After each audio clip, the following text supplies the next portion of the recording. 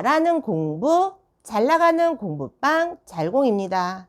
오늘은 공부방 교습소의 매력에 대해서 여러분들과 함께 이야기 나눠보려고 합니다.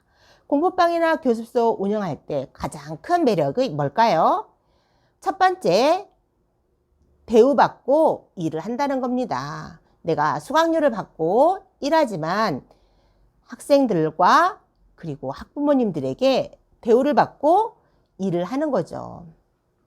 선생님께서 인품과 성품이 너무 좋으시고 실력까지 갖추셨다면 존경과 대우를 더 받겠죠. 그래서 공부방의 매력인 것 같습니다. 공부방, 교습소 운영을 할 때 두 번째 매력은 뭐가 있을까요? 시간을 효율적으로 쓸 수 있다라는 겁니다. 보통 직장 생활을 하게 되면 8시 반, 9시까지 출근해서 빠르게는 6시, 7시까지 근무를 하잖아요. 그렇기 때문에 내 개인적으로 시간을 쓸 수 없을 뿐더러 나를 발전시키기 위한 개발을 할 수가 없는 거죠. 그럴 만한 시간, 여유가 없는 거죠. 그런데 공부방이나 교습소를 운영을 하다 보면 보통 아이들이 학교하는 시간이 1시 반, 2시 반이기 때문에 대부분의 학원 교습소는 2시부터 운영을 합니다. 그래서 초등만 하게 되면 6시, 7시 되면 마무리가 되고요. 보통 중학생 교습소, 공부방 운영을 하면 8시나 9시 정도면 모두 마무리를 하는 것 같습니다. 내가 고등부를 하겠다 하면 평일날 하루와 토요일, 일요일 이렇게 주말을 껴서 수업을 하면서 제가 시간을 나눠서 쓸 수 있고 수입을 벌 수 있는 거죠. 그래서 내가 내 능력에 따라 내 마음껏 시간을 효율적으로 사용할 수 있고 오후에 2시부터 수업을 하기 때문에 오전 12시까지는 충분히 내 개인 생활을 보낼 수 있고 나 자신의 개발을 위해서 공부도 할 수 있고 자기 개발할 수 있는 충분한 시간을 가지고 있다라는 장점을 가지고 있는 것 같습니다. 공부방, 교습소 할 때 세 번째 매력은 뭐가 있을까요? 세 번째 매력은 내가 투자한 대비에 대해서 효율성이 높은 수익을 가져갈 수 있다는 겁니다. 교습소를 하게 되면 인테리어비 한 넉넉하게 2,000에서 3,000 정도면 충분히 인테리어 원하는 대로 할 수 있습니다.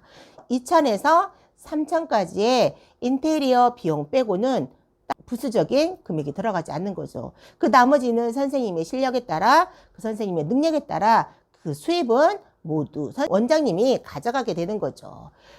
그래서 망해도 크게 손해볼 것도 없고 내가 운영을 잘한다면 큰 효율성 있는 수익률을 가져올 수가 있다는 큰 장점, 큰 매력을 가지고 있는 것 같습니다. 공부방, 교습소 운영을 할 때 네 번째 매력은 뭐가 있을까요? 육체적, 정신적인 스트레스가 적다라는 겁니다. 물론 스트레스가 아예 없는 건 아니죠. 공부방이나 교습소를 운영을 하면서 스트레스가 아예 없지는 않아요.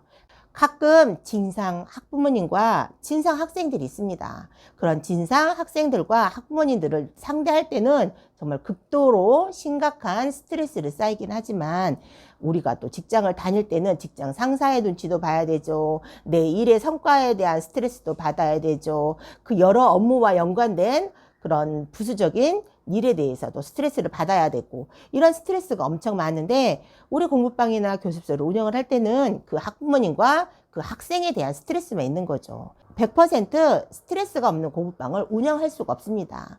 왜냐하면 공부방, 교습소도 우선은 인간관계입니다. 사람이 살면서 제일 힘든 게 육체적인 스트레스보다 정신적인 스트레스가 엄청 크거든요. 공부방, 교습소도 인간관계에 얽혀 있기 때문에 스트레스가 없진 않습니다. 내가 어느 정도의 육체적, 어느 정도의 정신적인 스트레스 대가로 받는 돈이잖아요. 대가로 받는 금액입니다. 그 수강료에 그 부분이 포함되어 있는 거죠. 어디 남의 돈 먹기가 쉽습니까? 남의 돈 받고 내가 일을 하기 때문에 그만한 스트레스는 감수해야 되고 내가 실력 있고 내가 그리고 능력 있고 아이를 잘 케어할 수 있고 그리고 내가 아이를 잘 리더할 수 있는 리더십만 가지고 있다면 그 정도의 스트레스는 감내하고 이겨낼 수 있습니다. 만약에 공부방과 교습소 운영을 하시면서 스트레스가 극도로 있어. 그 학부모에 대한, 그 학생에 대한 스트레스가 극도로 높아져 있어서 내가 도저히 감당할 수 없다면 그 부분만 절단해내시고 내가 다시 새로운 마음으로 운영할 수 있는 거죠. 그래서 공부방만큼, 교습소만큼 정신적이고 육체적인 스트레스가 가장 적은 직업인 것 같습니다. 제가 이렇게 허리 아프고 몸이 안 좋아졌을 때 내가 만약에 공부방을 안 했다면 나는 과연 어떤 직업을 가지고 있었을까? 머리가 가끔 아찔한 생각을 가끔 할 때가 있습니다. 참 내가 공부방 운영을 하고 내가 공부방을 하고 있어서 참 그나마 다행이다, 감사하다라는 생각을 종종 하거든요. 그럼 공부방 교습소의 매력 5번째 뭐가 있을까요? 자율적인 운영이 가능하다입니다.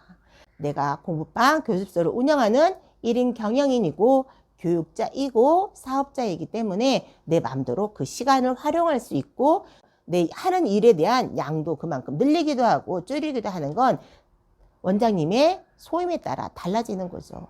내가 에너지도 넘치고 내가 시간도 많고 내가 하고 싶다라고 생각을 하면 내가 주말에도 아이들과 함께 수업을 하면서 수익을 올릴 수 있고 평일에도 밤늦게까지 수업을 하면서 아이들과 함께 교육하고 수익을 그만큼 올릴 수 있고 또 내가 만약에 에너지가 작고 그리고 내가 육체적으로 좀 힘이 딸린다 싶으면 그만큼 작게 운영을 할 수 있잖아요. 그리고 깊이 있게 운영을 내 마음대로 할 수 있잖아요. 이런 경영의 운영을 내 마음대로 자율적으로 운영할 수 있다는 게 너무 큰 장점인 것 같습니다. 공부방에 교습소에 학원에 공부하는 학생들이 많다면 그만한 정신적인 스트레스가 있고요. 그만한 내 내공의 에너지가 빨리지만 또 아이들이 어느 정도 빠져나가고 내가 충분히 할 수 있고 내가 소화해낼 수 있는 인원의 아이들을 수업을 한다면 또 그만큼 마음의 여유를 가지고 또 내가 둘러볼 수 있고 자신을 돌아볼 수 있는 시간이 주어서 또 나름 좋은 것 같습니다.